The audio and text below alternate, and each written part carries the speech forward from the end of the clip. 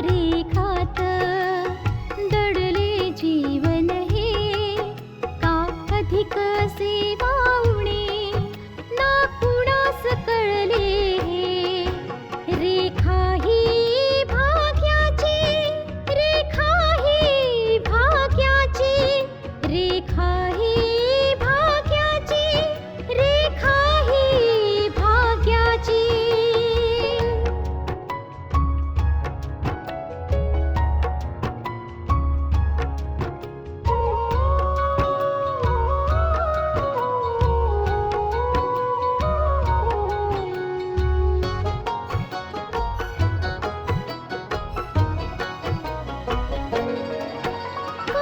फुलाच चेहरासा दिसतोय परक्याचा फुलाच चेहरासा दिसतोय परक्याचा नसे सुटणार नाजूक गुंता दोष न चरख्याचा फुले मी म्हटले जे होते पाहुणे ते तरी आळवीत जाणे मी जीवन गाणे हे रेखा ही भाग्याची रेखा ही भाग्याची रेखा ही भाग्याची रेखा ही भाग्याची. आतापर्यंत आपण पाहिलं बलराजच्या घरी आशा आणि सुहासिनी यांच्यात पुढच्या प्लॅनवर बोलणं चालू आहे आणि तेवढ्यात रिधिमा तिथे येते, पण ती त्यांचं बोलणं ऐकत नाही. सुहासिनीच्या प्लॅनला अनुसरून आशा पुन्हा प्रेग्नंट असल्याचं नाटक करते. सुहासिनी जाऊन पल्लवीला भेटते आणि तिला समजावते की आता पुढे कसं काय करायचं. दुसरीकडे वैशाली रंजनाला समजावते की पल्लवीची तब्येत पण खालावत चाललेली आहे, तर मग आपण एकदा पल्लवीचा पूर्ण मेडिकल चेकअप करून घेऊया. पल्लवीला स्वतःच्या चेकअप बद्दल ऐकून धक्का बसलाय. आता पुढे. दीदी, तुम्ही का माझ्या मागे लागलेला असता? मी असं काय केलंय तुमचं ज्यामुळे तुम्ही मला सारखा टॉन्ट मारत असता? मी तुला टॉन्ट मारत असते? पल्लवी, मी तर फक्त खरं बोलते. मग कदाचित ते खरं तुला खटकत असेल. मला नाही माहित की तुम्ही कोणत्या सत्याच्या बाबतीत बोलताय. कोणतं सत्य माहितीये तुम्हाला? मी असं मुळे काही केलंच नाहीये की ज्यामुळे तुम्ही प्रत्येक वेळी प्रत्येक बाबतीत मला टॉन्ट माराल. हे बघ पल्लवी, मी तुझ्यापेक्षा मोठी आहे, या घरातली मोठी सून आहे. मला वाटतं तुला मोठ्यांचा आदर केला पाहिजे, हो ना? मला माहितीये दीदी की तुम्ही या घरातली मोठी सून आहात, पण कदाचित तुम्हालाच या गोष्टीची जाणीव नाही. कारण ज्या प्रकारे तुम्ही माझ्याशी सतत बोलता त्यामुळे तर तुम्ही मोठ्या वाटतच नाही. अगं पल्लवी, मम्मी घ्या आता, तुम्हीच ऐका. पल्लवीचं म्हणणं आहे की मी तिला टॉन्टिंग करते आणि म्हणते की मला ह्या गोष्टीची अजिबात जाणीव नाहीये की मी या घरातली मोठी सून आहे, त्यामुळे ती माझ्या बरोबर कशीही वागू शकते. मम्मी, मी दीदींबरोबर अशी अजिबात काही वागलेच नाहीये. पल्लवी, तू तरी समजूतदारीने वाग जरा. मी काय करू मम्मी? दीदींच्या प्रत्येक बोलण्यामध्ये टॉन्ट असतो. एखाद्याने सहन करायचं ठरवलं तर किती करणार? हे बघ वैशाली, तू तर समजूतदार आहेस, तू तरी कमीत कमी समजूतदारपणाने वाग. अगं, तुम्हा दोघींना अशा प्रकारे भांडताना बघितल्यावर ऐकणारी लोक हसतील आपल्याला. त्यावेळी चेकअप बद्दल तुम्हीच बोलला होतात ना, आणि ही आरोप माझ्यावर लावते.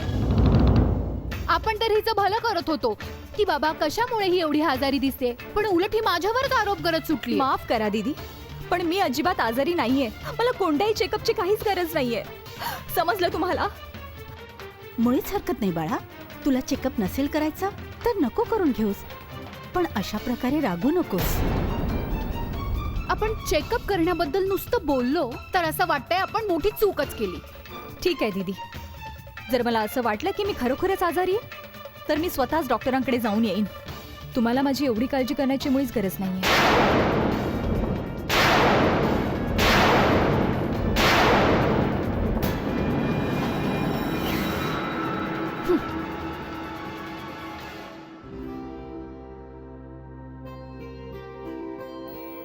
पल्लवी बाळा, वैशालीच्या बोलण्याचं वाईट नको वाटून घेऊस. तिला असंच बोलायची सवय आहे. तिला कोणी बदलू सुद्धा शकत नाही. आता बघ ना, मी सुद्धा तिच्याबरोबर तडजोड केलेलीच आहे. तू सुद्धा समजुतीने वाग पल्लवी. ठीक आहे मम्मी.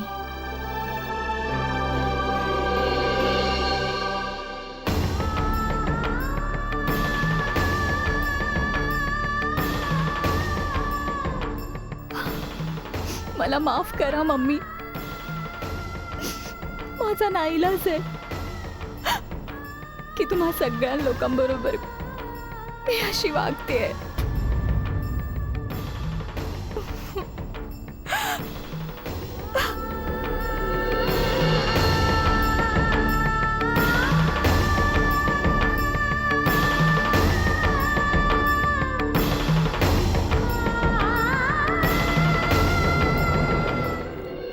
परमेश्वराचीच कृपा आहे सुहासिनी. सगळं काही वेळेच्या आधीच सावरलं गेलं. पुढे सुद्धा असंच सर्व चांगलंच होईल. बलराजजी, अरे बाबा, नमस्कार. सुखी नमस्कार राहा. गायत्रीजी. या. नमस्कार बाबा. ये बेटा. नमस्कार. या बसा. हो हो. अहो, आमचं भाग्यच म्हणायचं तुम्ही आमच्या घरी आलात आज. या. या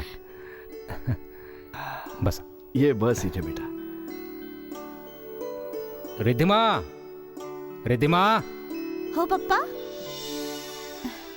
नाना, नमस्कार नाना. सुखी राहा बेटा. नमस्कार आंटी. नमस्ते बाया. जा बेटा, यांच्यासाठी चहा आणि खायला घेऊन ये. हो. फक्त चहा नाश्त्यावर नाही भगवायचं. आज मी परमेश्वराकडे प्रार्थना करून आले की तोंड गोड करूनच जाईल. हो का नाही. जा बा, घेऊन ये. हो. अगं सुहासिनी बेटा, आम्हाला तर वाटलं होतं की तू आशाच्या चेकअपसाठी गेली असेल डॉक्टरकडे. हो बाबा, मी गेलेच होते. रिपोर्ट्स उशिरा मिळणार होते म्हणून मग विजय तिथे थांबला. आता येतच असतील रिपोर्ट्स घेऊन. अरे नानू, मम्मी. सुखी राहा बेटा. कशी आहेस बेटा? मी छान आहे. तू कशी आहेस? मी सुद्धा छान. बस ना. आशा, विजय नाही आला बाळा. त्याला फोन तर कर. हो पप्पा. पप्पा, रिपोर्ट्स. अरे विजय, ये बेटा. विजय बाळा, तुझ्या चेहऱ्यावरचा आनंदच सांगतोय की माझी शंका अगदी बरोबर होते. खरं ना? हो मामा, तू सांगितलेली गोष्ट एकदम बरोबर होती. खरंच? हे परमेश्वरा, तू खरोखरच खूप महान आहेस. आता हा जो आनंद दिलायस ना, तो असाच अबाधित ठेव. या खुशखबरीच्या निमित्ताने मला तुम्हाला एक विनंती करायची. हो हो, सांगा ना. मला असं वाटतंय आशाचं पहिलं मूल आमच्या घरी जन्माला यावं.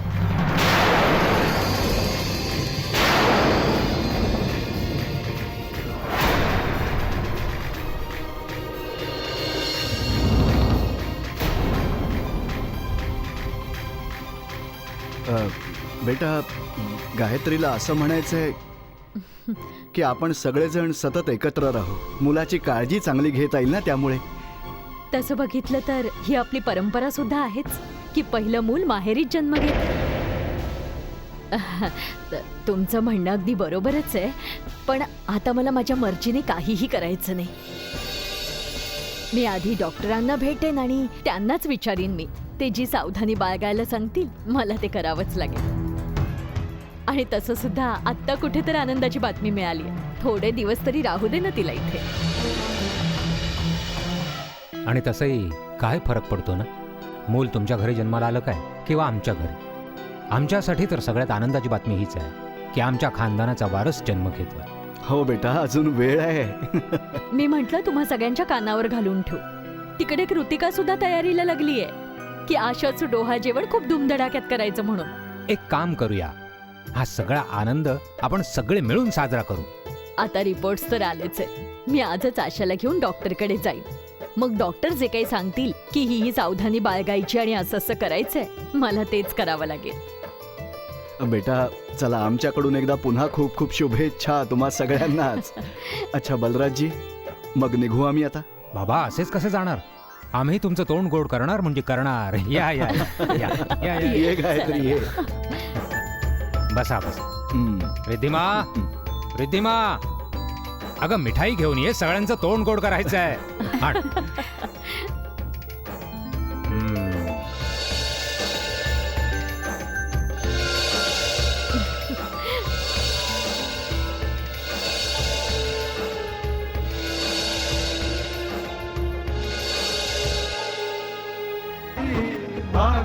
भाग्याची.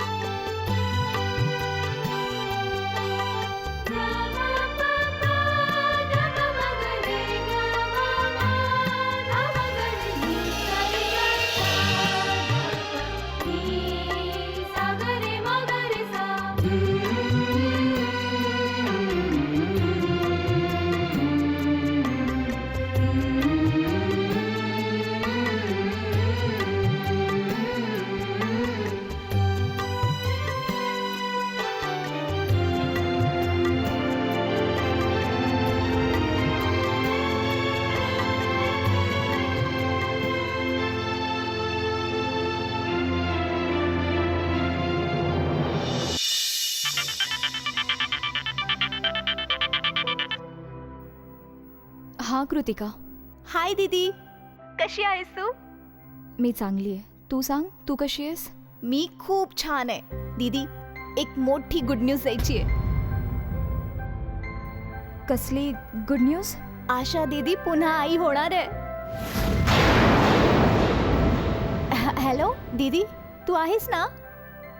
दीदी, हा, अरे तू तर गप्पच झालीस एकदम. मला तर वाटलं होतं की ही गोष्ट ऐकल्यावर तू खूप खुश होशील. हो हो हो, मी तर खूप खुश झाले, पण आशाने मला या बाबतीत का नाही सांगितलं? ओहो, तिला सांगायची संधीच नसेल मिळाली. आणि तसं सुद्धा रिपोर्ट्स आजच येणार आहेत. घे ही बघ, मम्मी सुद्धा आलीये. मम्मीशीच बोल. कुणाचा फोन आहे? पल्लवी दीदी. रिपोर्ट्स येणार आहेत नाही, रिपोर्ट्स आलेले आहेत. खूपच आनंदाची बातमी आहे. आशा पुन्हा आई होणार आहे. हो ना मावशी, ही तर खरोखरच खूप मोठी आनंदाची बातमी आहे. परमेश्वराने जे हिरावून घेतलं होतं ते पुन्हा पदरात टाकलंय. आशाकडून तर खुशखबरी मिळालेलीच आहे. आता आम्ही या गोष्टीची वाट बघतोय की तू कधी खुशखबर देतेस आम्हाला. ते काय ना मावशी, सर्व लोकांना सगळी सुख एकत्र मिळत नाहीत ना. हे तर तू बरोबरच बोलतेस बाळा, पण आम्ही तर वाट बघणारच ना. अच्छा, रंजनाताई कुठे आहेत? मम्मी हॉलमध्ये बसल्या असतील आणि मी माझ्या बेडरूममध्ये आहे. मावशी, इफ यू डोंट माइंड, काय तू त्यांच्या नंबरवर फोन करू शकतेस? ठीक आहे बाळा, तू बरी आहेस ना? हो हो, मी बरी आहे. छान आहे मावशी. ठीक आहे, ठेवते मग. बाय. काय म्हणत होती पल्लवी दीदी?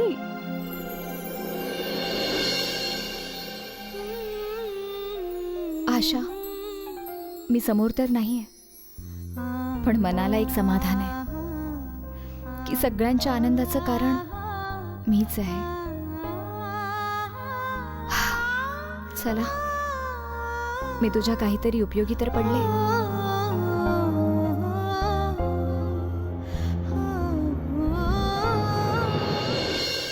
सावकाशा बाळा, ये चल. सावकाश उतर. बघ बघ, लक्ष देणे. मम्मी, तुम्ही पल्लवीला फोन केलायत ना? हो बेटा, ती पोहोचणार आहे तिकडे. आता मम्मी? चल बघू. तुम्ही डॉक्टरांकडे जाताय ना? हो बाळा, 6 वाजताची अपॉइंटमेंट आहे आणि रात्री घरी यायला उशीरच होईल हा आम्हाला. आम्ही निघतो. मम्मी, मी पण येते तुमच्या बरोबर. नाही रे देमा, तू काय करणार तिथे येऊन?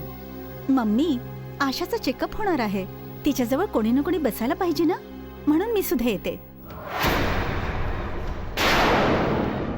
नको ग रे दिमा. नाही मम्मी, मला पण यायचंय. आशा समजाव ना. हे बघ बेटा, विजय आणि तुझे पप्पा घरी येतील एवढ्यात. तेव्हा मग घरी कोणीतरी असायलाच हवं ना, ते येतील तेव्हा. मी म्हंटल ना तुला, रात्री घरी यायला उशीर होईल आम्हाला, हा, म्हणून तूच घरी थांब. दीदी, पुढच्या वेळी सकाळची अपॉइंटमेंट घेऊ. तेव्हा मग तुम्ही सुद्धा सोबत या आमच्या. हं? रिदिमा बेटा जरा समजून घे. ठीक आहे मम्मी. रिदिमा, विजय आणि तुझ्या पप्पांना हे नक्की सांग की क्लिनिकमध्ये खूप गर्दी असेल, त्यामुळे कदाचित आम्हाला घरी परतायला उशीर होईल. हा, ठीक आहे. चला आम्ही निघतो आता. चल का.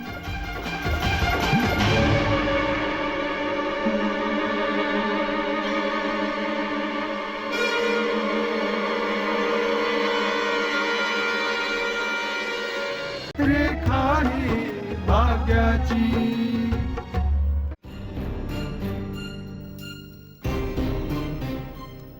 वैशाली, हे बघ, आता विसरून जा त्या गोष्टीला. तू संपून टाक त्या गोष्टीला. असं कसं विसरून जाऊ मम्मी?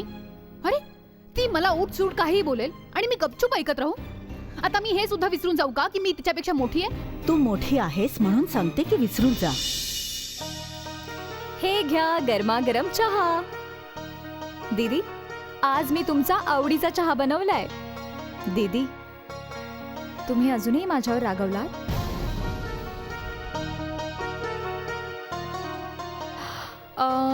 मी तुमच्या आवडीचा चहा तर बनवलाय, पण जरा सांगा तर खरं की मी यामध्ये साखर टाकलीये की नाही.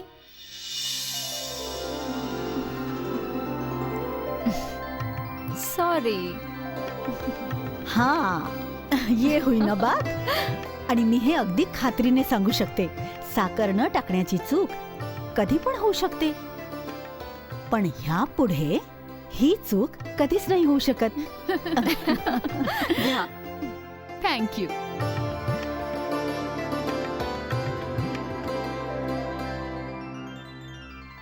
पल्लवी, कधी उदास, कधी नाराज, कधी आनंदी, तुला समजणं किती कठीण आहे. हो पल्लवी, तुला फार दिवसानंतर आनंदित पाहून बरं वाटलं, पण ह्या आनंदाचं काही खास कारण आहे का? हो मम्मी, मावशीचा फोन आला होता. तुम्हाला माहितीये, आशा पुन्हा आई होणार आहे. खरंच? अरे वा. पल्लवी, ही तर खूपच चांगली गोष्ट आहे. त्या दुर्घटनेमुळे जे नैराश्य त्या घरामध्ये आलं होतं, ही बातमी ऐकल्यावर सगळ्यांची निराशा दूर होईल. माहितीये मम्मी, नानू आणि मावशी इतके खुश होते. मग विचार करा, आशाचं कुटुंब किती खुश झालं असेल. हो तर नक्कीच.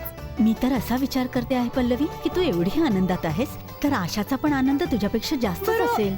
जर एवढी आनंदाची बातमी आहे तर तू आशाला शुभेच्छा द्यायला जाणार नाहीयेस पल्लवी? दीदी, म्हणजे आशाचा फोन आला होता. ती डॉक्टरांकडे जाते चेकअपसाठी, तर तिने मला तिथेच बोलावलंय. मग अरे बाळा, ह्यामध्ये अस्वस्थ व्हायची काय गरज आहे? हे तर सगळ्यांना माहिती आहे. तिला तुला भेटल्यावर खूप बरं वाटतं. जातो, तिची भेट सुद्धा होईल. तसं सुद्धा आनंद वाटल्याने वाढतो.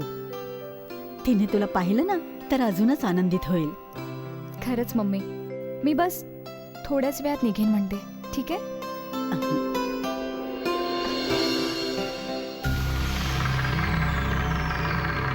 अरे पल्लवीने जरासं तोंड काय उघडलं? तुम्ही तिला परवानगीच देऊन टाकली जायची. अगं सुनबाई, तू पाहिलं नाहीस किती दिवसानंतर तिच्या चेहऱ्यावर केवढा आनंद दिसत होता. आणि आशाने बोलवल्यावर ती नुसतीच निघून नाही गेली. तिने आपल्याला विचारलं. ह्या गोष्टीची जाणीव तर ठेवायलाच हवी ना. मी आलेच.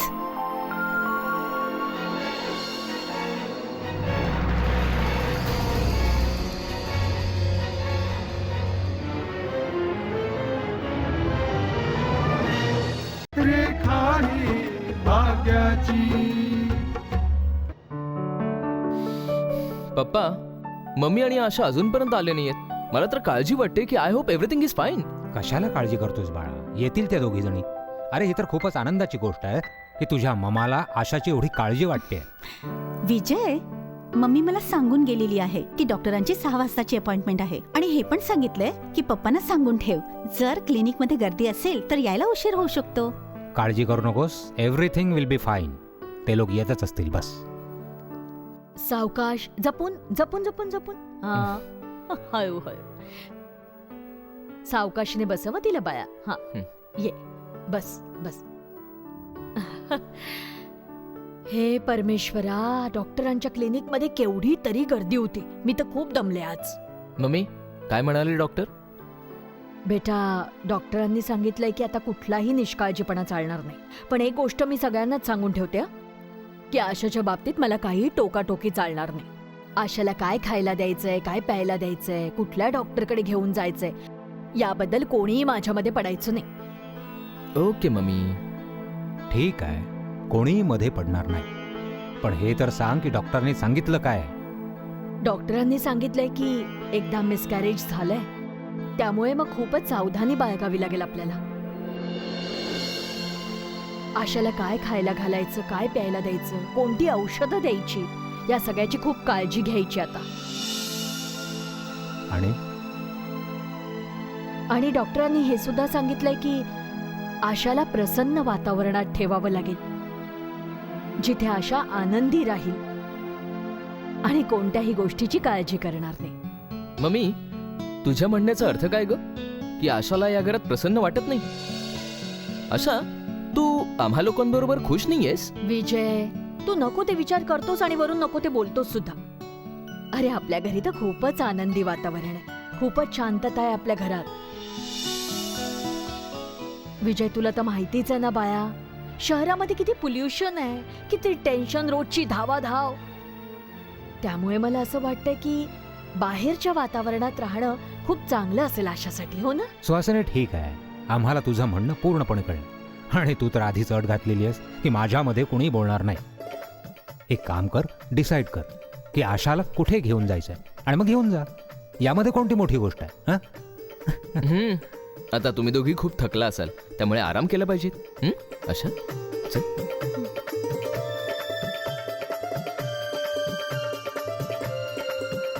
सुहासिनी, तू सुद्धा थकली आहेस, तू सुद्धा खाऊन घे थोडं. चल.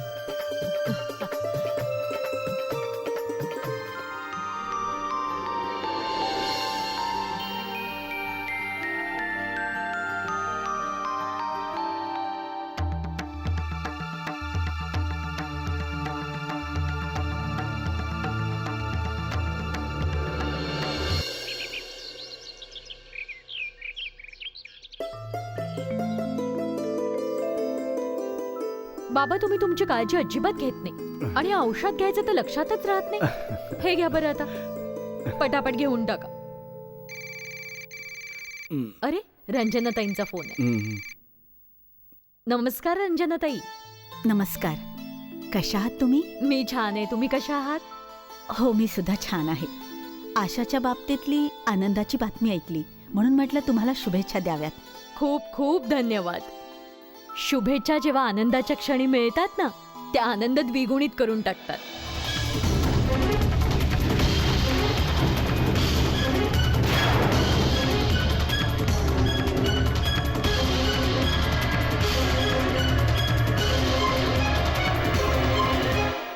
पल्लवी, अगं, मी तर फक्त हेच विचारायला आलो होतो की डॉक्टरांनी तुला काय काय औषधं लिहून दिलेली. आणि दाखव मला.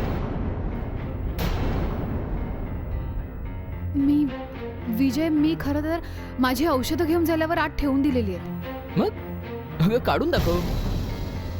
हे बघ बाई, पप्पांनी मला अगदी स्पष्टपणे इन्स्ट्रक्शन्स दिलेले आहेत की तुला सगळी औषधं माझ्या समक्ष घ्यायला लावायची.